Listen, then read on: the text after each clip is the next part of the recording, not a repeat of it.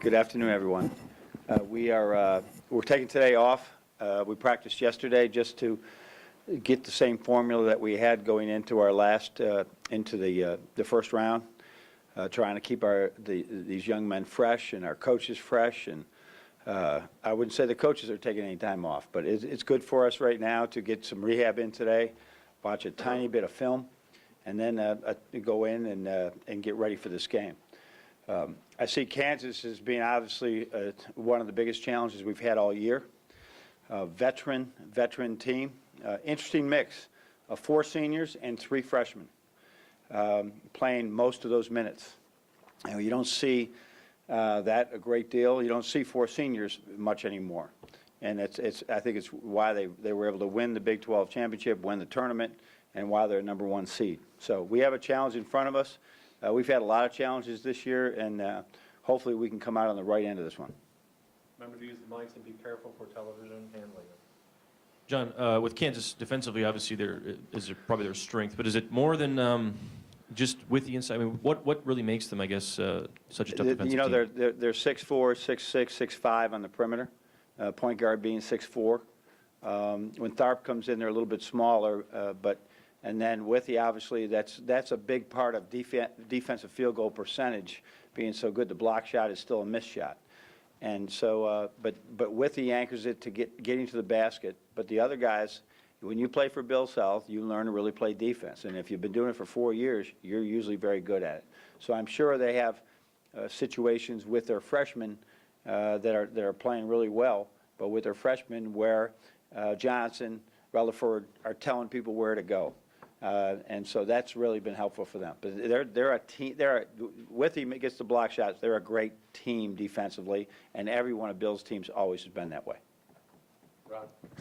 John, when you look at the first 2 games in the tournament on film, do they look like the best that you've played this year, or somewhere near the best, and certainly in back-to-back games even? Yeah, you know, we really played well. I think we came out, you know, just playing well offensively, but our defense was the best. And as I've sort of preached about all year long, there's a process you go through defensively where the game has slowed down defensively for several of our young guys just over the last couple weeks. I think we saw it in spots in the Michigan State game here. We saw it in the Indiana game here in spots.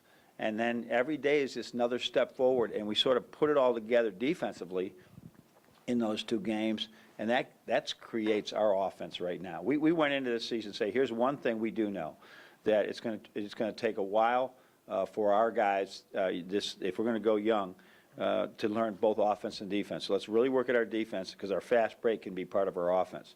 But when our defense fell into, we're guarding Northwestern today, but now we got Ohio State, and now we're going to play against someone else, it's tough to make those changes 2 or 3 times sometimes in a week.